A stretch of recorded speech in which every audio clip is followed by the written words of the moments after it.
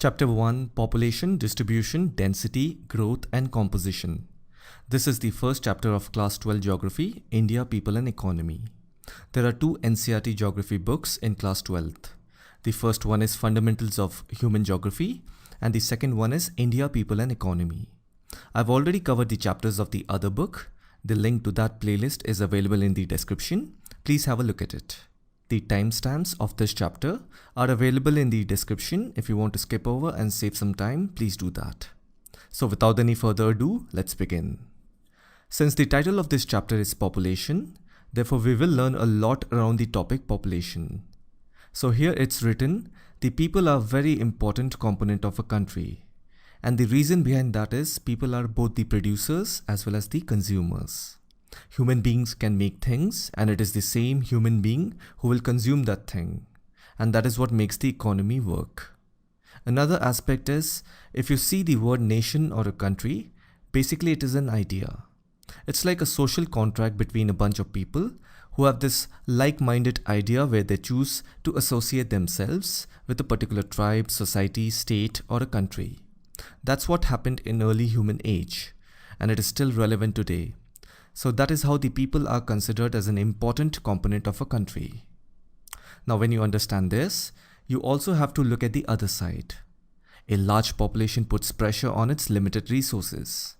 Because we know that natural resources are limited and human beings have unlimited desires. Hence it becomes very difficult to reconcile human beings' unlimited desires with limited resources. If you look at India and China, their populations are 1.3 billion and 1.4 billion respectively. Now basically majority of the human beings on earth live in these two countries. So just imagine the needs of these two countries' population. As human population grow, human demands for resources like water, land, trees and energy also grow. And when a country is not able to meet its population's demand, that creates scarcity. And scarcity gives rise to many socio-economic problems. During scarcity, demand increases and supply is usually low. A good example would be, during summer you need electricity.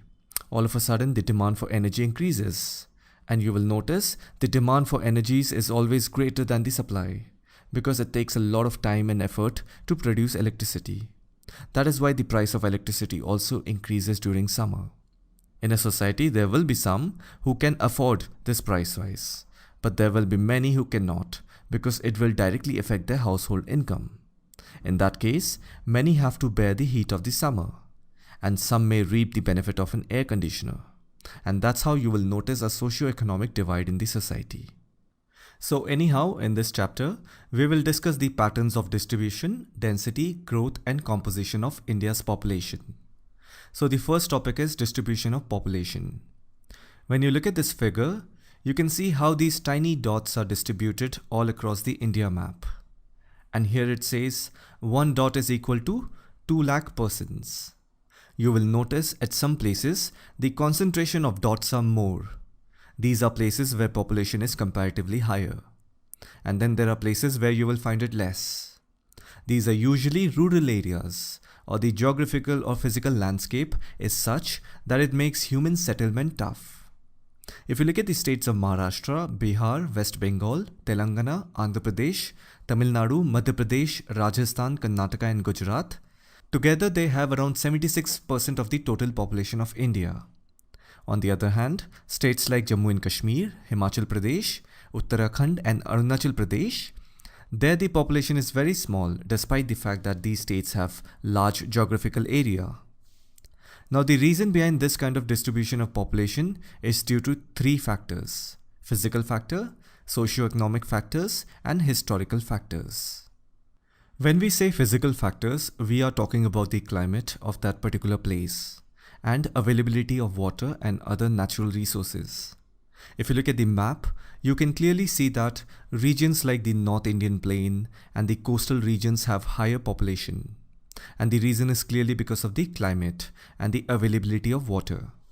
Similarly, if you look at the interior regions of some southern and central states, then the northeastern states, then western part of Gujarat and Rajasthan, places near the Himalayas, here the population is less due to extreme climate, harsh terrain, and availability of drinking water. However, today in modern India, these places are attracting quite a lot of human settlements because of agricultural development, availability and extraction of mineral and energy resources, and also development of transport network. So this is what we mean when we say physical factor being one of the reason behind the distribution of population. The second one is the socio-economic factors. When we say socio-economic factors, we basically mean how economic activities affect the society. In other words, we analyze how societies progress and regress because of their local or regional economy, or sometimes global economy. When you look at the urban regions of Delhi, Mumbai, Kolkata, Bangalore, Pune, Hyderabad, Ahmedabad, Chennai and Jaipur, in these places you will find high concentration of population, and it is due to industrial development and urbanization. You will also notice that these are the cities that generate a lot of revenue and contributes heavily to India's GDP. Plus today everyone needs employment. In theory we know that employment happens where there is development. If the big developments are happening in these major cities, don't you think it is obvious that it will attract a lot of people from rural areas? Of course, right? In other words, we call it rural to urban migration or urbanization. So this is how socio-economic factors make the distribution of population of a country uneven. And the third factor is historical factors. By this we mean that the reason behind uneven population distribution has to be based on the historical facts, or it is based on people and event of the past. Because historical processes should also be taken into account while explaining the patterns of population distribution. If you look at the duration of the human settlement, at a particular place, it will tell you why the population is so much concentrated at that area. If you look at the most densely populated areas in India, they have a very long history of human habitation. Some of the early trading towns and markets were set up in these places. Then if you go back to the time of Indus Valley civilization or the Harappan civilization, which is also called as the earliest known urban culture of the Indian subcontinent, it provides a strong evidence that the Indian civilization had begun in and around the Ganges Valley. And that's how with time not only these places evolved, the population also grew as generation after generation, people continued to live in these places. And that is what we mean when we say how historical factors are the reason behind the distribution of population in India. Now let's go to the next topic, density of population. It is defined as the number of persons living in per square kilometer of land. It helps in getting a better understanding of the spatial distribution of population in relation to land. It is also used to measure the intensity of land use by people. To calculate the population density, you will have to divide the population by the size of the area. Population density is equal to number of people divided by land area. In India, the population density is on the rise. The density of population in India, according to 2001 census, was at 313 persons per square kilometer. In 1951, it was 117 persons per square kilometer. As per 2011 census, it has gone up to 382 persons per square kilometer. That means now 69 more people live in a square kilometer area in the country than the number that lived 10 years ago. Here is a list of countries ranked in order of their population density. India is at 26th rank. If you look at Monaco, it is a tiny independent city-state on France's Mediterranean coastline. An average person can walk across the width of the country in about an hour. But look at its population density when compared to India. Therefore, it totally depends on number of persons living in per square kilometer of land. By the way, Monaco is densely populated because people are attracted to Monaco by its weather and casino and its glamorous reputation. Similarly, if you look at the states and union territories in India, Delhi is the most densely populated place in India. Delhi has nothing of its own. People came here and settled. Since it's the capital, people come here for better work, education, and life opportunities. Now, if you look at Arunachal Pradesh, it is the lowest population density state in India. It is around 17 persons per square kilometer. And the reason behind this is lack of facilities of food as agriculture is rarely followed there by the people. The geographical terrain is hilly, the weather is cold and rainy, and most of the state is covered with thick forests. Now that you know what is population density and how it is calculated, in the similar way we can find out physiological densities and agricultural densities. So physiological density means the number of people per unit area of arable land. In other words, how many people can be supported through per unit area of agricultural land. Arable land means the land which is capable of being plowed and used to grow crops. In other words, agricultural land. Now finding the physiological density is an important data. It can actually show us how many people are being supported by each unit of farmland and can tell us something about how intensively the country is being farmed and the nation's food producing capability. A higher physiological density suggests that the available agricultural land is being used more and may reach its output limit sooner than a country that has a lower physiological density. It can also show us how much of food we can produce in a homeland and how much do we need to import or export. I want you to understand that this is very important. I'll explain with an example. Let's take China and India. Now India is an agrarian land. Almost half the total land area of India is a good arable land, whereas that number is only 15% for China. But then if you see China, it is 3 times larger than India in terms of area. Although China looks bigger on the map, their population density is low. But China's food growing capability is less for its people compared to India. By the way, physiological density is also called as real population density. We'll take another example. Let's look at Netherlands and India. Netherlands is second or third biggest agricultural exporter in the world. And have you seen the area size of Netherlands? Netherlands is about 79 times smaller than India, but the population density is almost similar to India. That means it is one of the crowded places on earth just like India. Now the question is, how is it that a country like Netherlands, which is equally overpopulated like India, has succeeded much better economically and socially? And they are also the second or third biggest agricultural exporter in the world. That means they are not just meeting the food demands of their own people, but they are also able to export the excess. On the other hand, India's agricultural condition is in a poor state. And if you see, we have been always told that it is because of the overpopulation. India is facing food shortage. Now looking at both the examples, we can clearly stop blaming the population.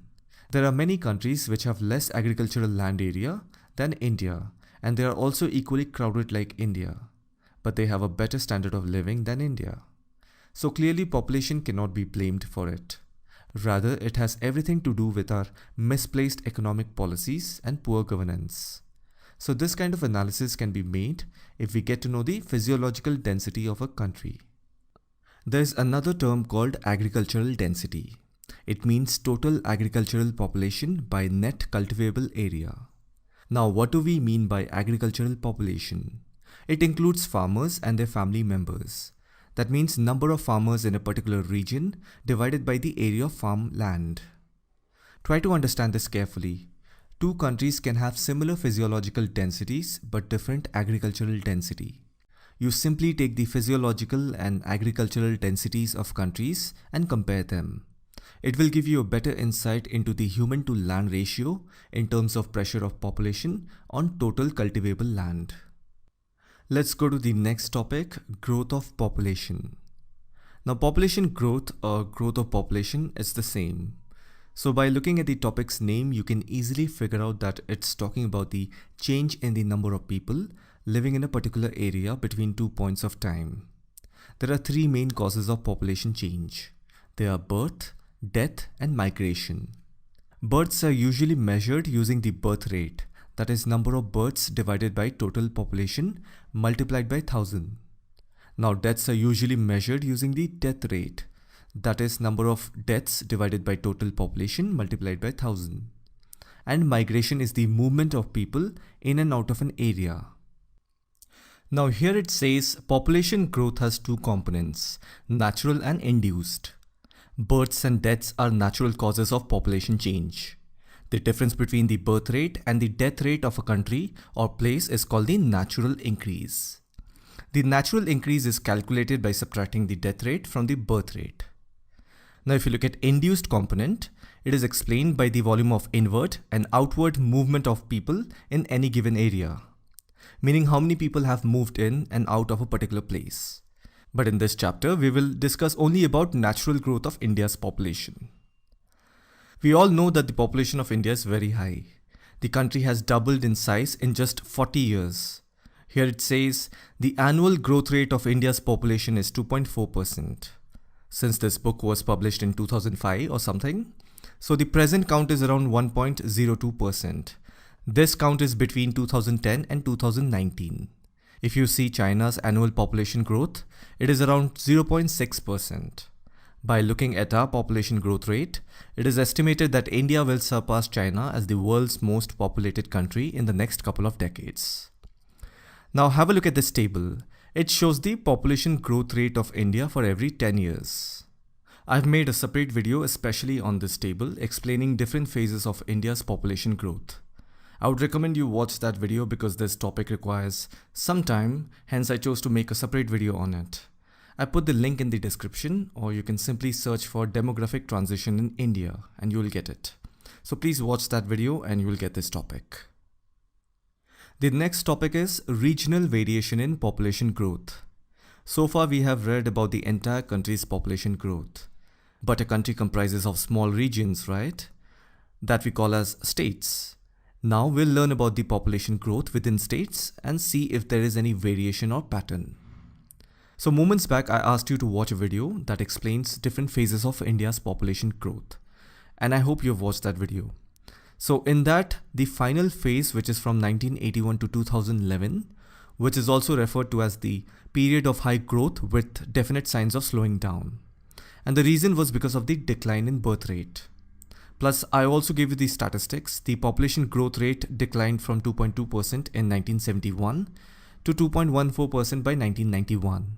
And further to 1.95% in 2001 and finally to 1.64% in 2011. So clearly you see it was from 1991, the growth rate started slightly going down. So when we say regional variation, obviously we are talking about the Indian states and the union territories. So what we need to do is, we need to look at the growth rate of population of the Indian states and union territories from 1991. That's how you will notice a pattern as to which states or the regions were having less population or more population. The government does all kinds of investigation because this is how you can find out whether or not there is any correlation between a region and the population growth. Because over the years, we know the distribution pattern of our country's population, like in a particular state, where the so-and-so communities live, which region is dominated by which community. Similarly, where do minorities reside, where do tribal communities live. So all kinds of information is available with the government regarding our population. And if you think about it, these kind of information is necessary. Plus it makes it easy for the government to implement schemes, welfare, etc. for the people. That's a different point whether or not people benefit from it. But you get the point, right? That's the kind of information we get when we dig deep into the regional variation in population growth. Anyhow, after 1991, states like Kerala, Karnataka, Tamil Nadu, Andhra Pradesh, Odisha, Pondicherry and Goa showed a low rate of growth not exceeding 20% over the decade. Kerala registered the lowest growth rate, 9.4%, not only in this group of states but also in the country as a whole. Notice these are South Indian states. On the other hand, states like Gujarat, Maharashtra, Rajasthan, Punjab, Haryana, Uttar Pradesh, Uttaranchal, Madhya Pradesh, Sikkim, Assam, West Bengal, Bihar, Chhattisgarh and Jharkhand, the growth rate on the average remained 20 to 25%, meaning these western, central, northern and eastern parts of the country has relatively higher growth rate than the southern states. So clearly there is a difference between South India and North India when it comes to population, meaning few babies are being born in South. Another important aspect of population growth in India is the growth of its adolescence.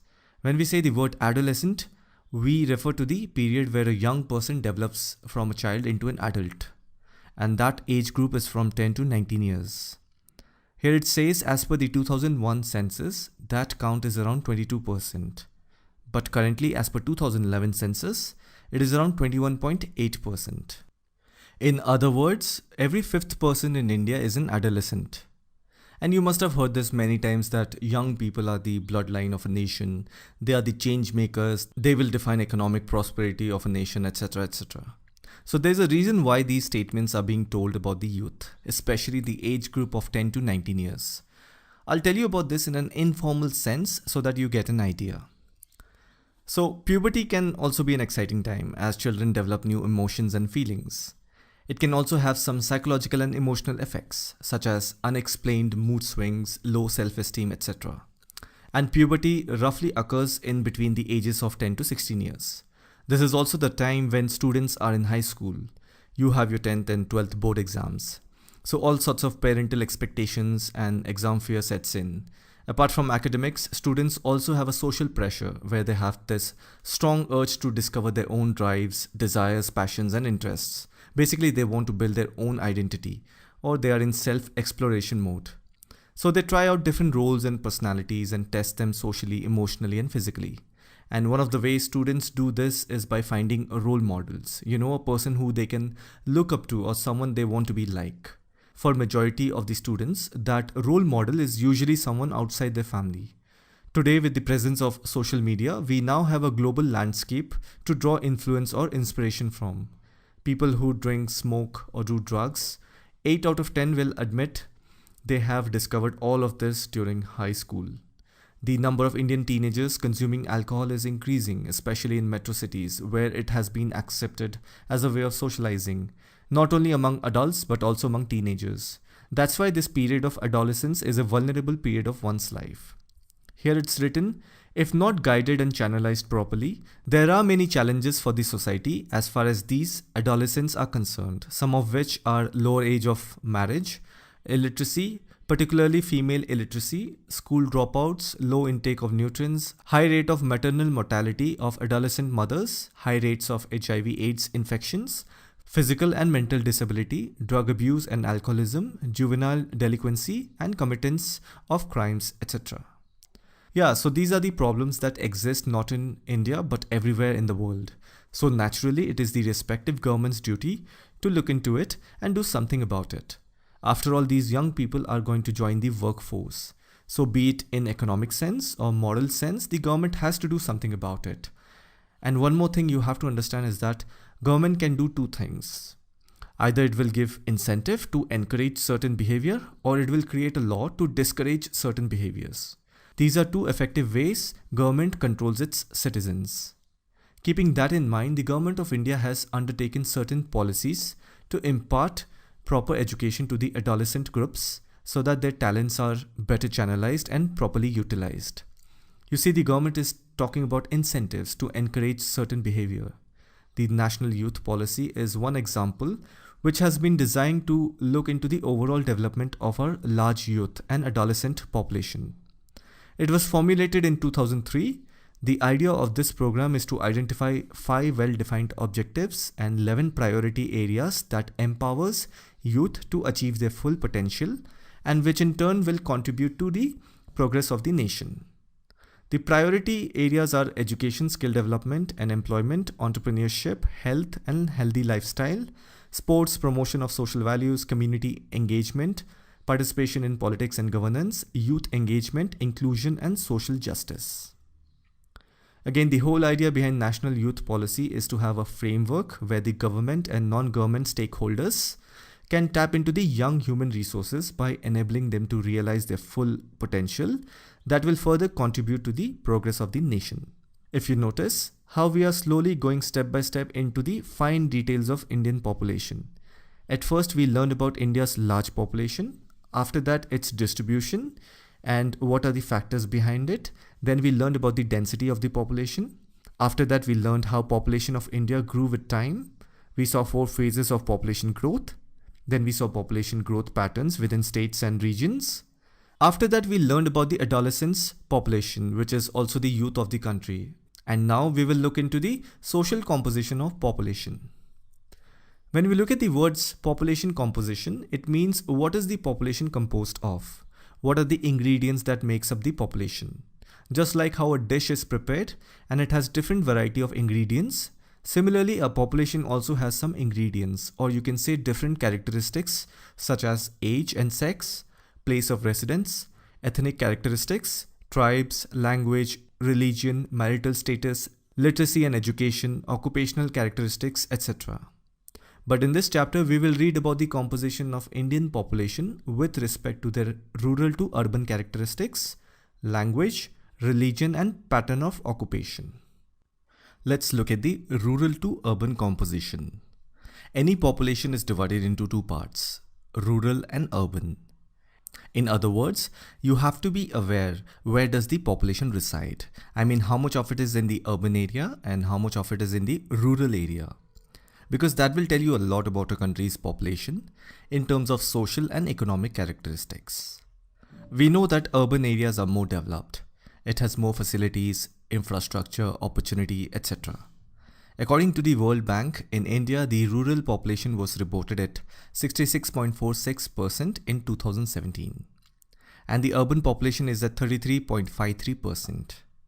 The data that you see in this chapter is from 2001 census. Anyhow, I'm giving you the latest figures. In this book, the data is slightly old. Again, as per the 2001 census, India has around 6,38,588 villages, out of which 5,93,731 inhabited villages, meaning here people live. As per 2011 census, India has around 6,50,244 villages. Now the distribution of all these villages are uneven throughout the country, meaning there are some states and union territories where villages and rural population are more compared to the other states. What you can do is look for state-wise rural and urban population data and see which state has more rural population. Census of India provides this kind of information on every 10 years gap. Compare it and see whether the rural population has remained same or decreased. You'll also find out whether to what extent rural to urban migration has taken place. Anyhow, at present, the rural population of India is much higher than the urban population. However, the urban population is showing a much faster rate of growth, mainly due to enhanced economic development and improvement in health and hygienic conditions. Here is the list of top 10 urbanized states and union territories of India as per the 2011 census. Among all the states and union territories, the National Capital Territory of Delhi and the Union Territory of Chandigarh are most urbanized with 97.5% and 97.25% urban population respectively, followed by Daman and Diu, which is at 75.2%, and Puducherry, which is at 68.3%. Among states, Goa is now the most urbanized state with 62.2% urban population. A significant increase since 2001 when urban population of Goa was 49.8%. Another significant instance of rapid urbanization is that of Kerala. Its urban population is now at 47.7%, while a decade ago it was just 25.9%. Among the northeastern states, Mizoram is most urbanized with 51.5% urban population, though in terms of absolute contribution to total urban population in the country, Mizoram's contribution is just 0.1%. Among major states, Tamil Nadu continues to be the most urbanized state with 48.4% of the population living in urban areas, followed now by Kerala, which is at 47.7%, and then Maharashtra, which is at 45.2%. Now, if you look at the top 5 states with highest population, you will notice none of them are part of the most urbanized states. Although these states have high population, but the rural population percentage is more than the urban. However, in almost all states and union territories, there has been a considerable increase of urban population. And that only indicates two things. The urban areas have developed in terms of socio-economic conditions and an increased rate of rural to urban migration. Now I'll tell you a little bit about migration. Migration means movement of anything from one place to another. In this chapter, we are dealing with the population, hence we'll talk about human migration. The Government of India collects data through census, which is done for every 10 years. The way government takes a note of migrants is by looking at a person's current place of residence. If it is anywhere other than their last residence, that's how migrants are counted. Now, at the lowest level of presentation, migration can be seen from 4 angles. They are intra-district, inter-district, interstate, and from abroad. Intra-district migration means movement going on between a single district. Inter-district migration means movement between 2 or more districts. Interstate migration means movement between 2 or more states. From abroad means the number of migrants from other countries living in India. Now let's look at some of the reasons for migration. Government of India categorizes the reasons into following ways: work employment, business, education, marriage, moved after birth, moved with household, and others. Marriage was cited as the predominant reason for migration among females. Among males, the most important reason for migration was work and employment. One of the reasons behind rural to urban migration is employment or work. I want you to have a general overview of the rural to urban migration through this map. If you look at the industrial regions in India, most of the people migrate to these regions for work and employment. Hence, the level of migration in these regions are high. If you look at middle and lower Ganga plains, then region of Telangana, non-irrigated western Rajasthan, remote hilly tribal areas of northeast, along the flood-prone areas of peninsular India, and along eastern part of Madhya Pradesh, the degree of urbanization has remained low.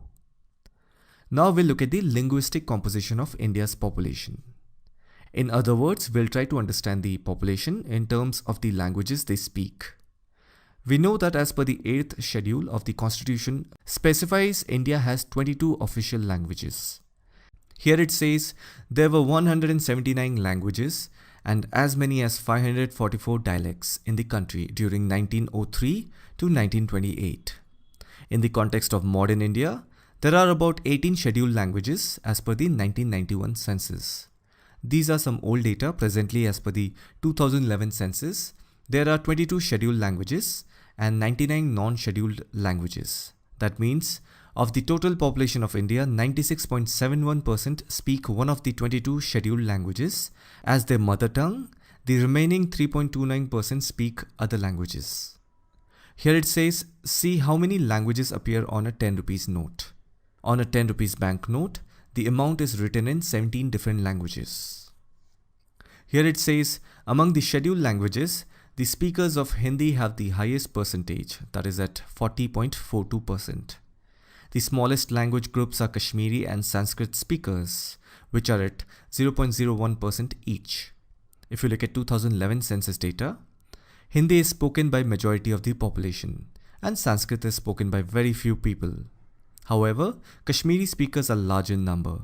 In fact, people who speak Manipuri and Bodo are less in number compared to Kashmiri. Just have a look at this table. Have an overview of it. That's it. These last lines are important. It says, the linguistic regions in the country do not maintain a sharp and distinct boundary. Rather, they gradually merge and overlap in their respective border zones. What it means is, when you look at a political map of India, you'll see all these states and their borders, right? And it is easy for us to say this side of the border has these kind of people and that side has that kind of people. But then there is no such sharp boundary when it comes to language and culture. Of course, the domicile status will be different, but then there is no such sharp boundary when it comes to language and culture. For example, the western border of West Bengal touches with Bihar. That means the people who reside at the western border of West Bengal will have some cultural and linguistic effect of Bihar. Similarly, at the eastern border of Bihar will show some signs and effects of the Bengali culture. However, the authenticity of the culture and language is mostly found at the center or away from the border zone. You can also call it the gradient phenomena. Gradients means the absence of a clear boundary. Let's look at the linguistic classification of modern Indian languages. I have made a separate video on this as well, where I have explained the linguistic classification of modern Indian languages. I would recommend you watch that video because this topic requires some time, hence I chose to make a separate video on it. I put the link in the description, or you can simply search for linguistic classification of modern Indian languages and you will get it. So please watch that video and you will get this topic. Now we'll go to the next component of population composition, which is in terms of religious composition. Here it says religion is one of the most dominant forces affecting the cultural and political life of most Indians. Now, throughout India's history, religion has been an important part of the country's culture. We know that culture and religion are not the same, but then they are very close. Something that has been passed down to your family for generation becomes your culture, right? And religion is an important ingredient which is passed down for generations in India, and that is how it becomes the most dominant force. Here is the distribution of population of India by religion as per the 2011 census data. You'll notice some states have large numerical strength of one religion, which is Hinduism. But if you look at the border states that are along with India-Bangladesh border and India-Pakistan border, Muslims are quite large in number. States like Jammu and Kashmir, then some districts of West Bengal, Uttar Pradesh and Kerala, even the Lakshadweep island have Muslim population in majority in the form of minorities. If you look at the Christian population, it is distributed mostly in rural areas of India. However, in states like Kerala, northeastern states, here the Christian population is quite large in number. Then if you look at the Sikh religion, they are concentrated in small area of the country, particularly in the states of Punjab, Haryana and Delhi. Then comes Jainism and Buddhism, the smallest religious groups in India. The majority of the Jain population lives in the states of Maharashtra, Rajasthan, Gujarat and Madhya Pradesh. Similarly, Buddhism is largely concentrated in areas of Sikkim, Arunachal Pradesh, Mizoram, Maharashtra, Tripura, Ladakh in Jammu and Kashmir and Himachal Pradesh. The other religions of India include Zoroastrians, tribal and other indigenous faiths and beliefs. These groups are concentrated in small pockets scattered throughout the country. So this was the religious composition of the Indian population. Now we'll go to the next topic, composition of working population. The moment we see the word working, immediately think in terms of the economy. Working population refers to the number of people who are willing and eligible to work, and their age has to be 15 years and above. People who are still undergoing studies, housewives and persons above the age of 64 are not included in the labor force. Here it's written, there are basically three types of workers: main workers, marginal workers and non-workers. The proportion of workers, both main and marginal, is only 39% as per the 2001 census, leaving a vast majority of 61% as non-workers. Now this is almost 18 years old data. Currently the scenario is different. The percentage of non-workers in India is at 49.8% as of 2007-18. That means almost half of India's working age population is not contributing to any economic activity. The percentage of non-workers are far more in rural areas than in urban areas. Here is the 2001 and 2011 data on state-wise working population in India. As you can see, in many states the employment rate has dropped or pretty much remained the same. Barely there is any major change. By looking at the data, you will also realize that the states or the union territories where the working population is high, those states are not really high on any economic development.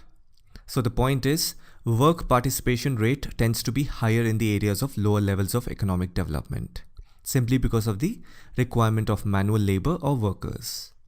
If I have to say it in an informal way, suppose there are two places.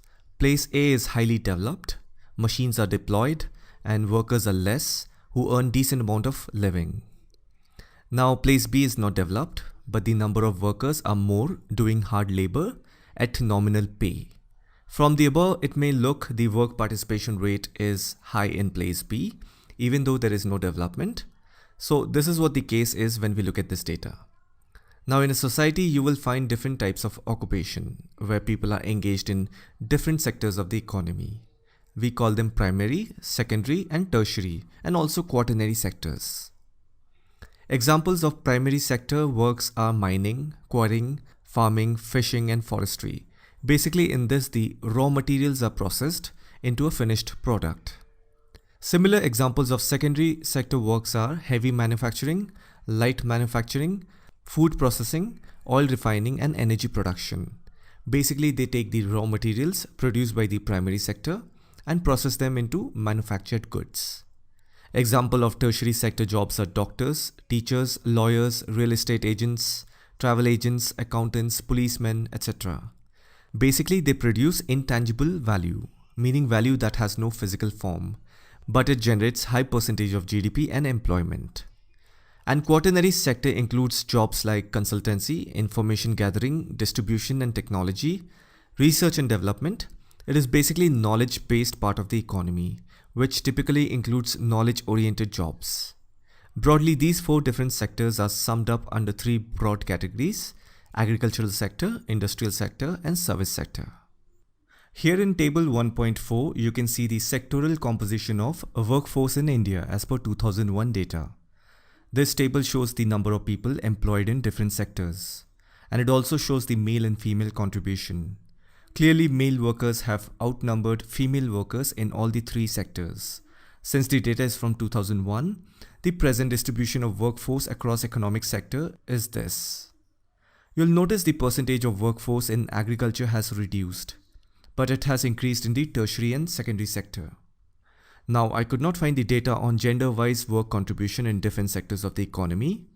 While we do have data on state-wise participation of male and female in the economy, but that is not the point. What we need is sector-wise male and female contribution in the economy. And in that we can see the trend as to where the women contribute more compared to men. Because in recent years, there has been some improvement in work participation of women in secondary and tertiary sector. If you find any data, please paste the link in the comment section so that people can look at it. Here is a map of India that shows the agricultural clusters. In other words, the largest agricultural producing states of India. Now these are the major industrial regions of India. Mumbai to Pune industrial region, Hooghly industrial region, Bangalore to Tamil Nadu industrial region, Gujarat industrial region, Chota Nagpur industrial region, Visakhapatnam to Guntur industrial region, Gurgaon to Delhi Meerut industrial region, Coal Farm to Thiruvananthapuram industrial region. Now coming to the service sector. Under service sector we have tourism, IT services. So it's hard to get any data which directly shows which all states contribute heavily in the service sector industry. What I've done is pulled out the data regarding which state contributes heavily in tourism and IT services.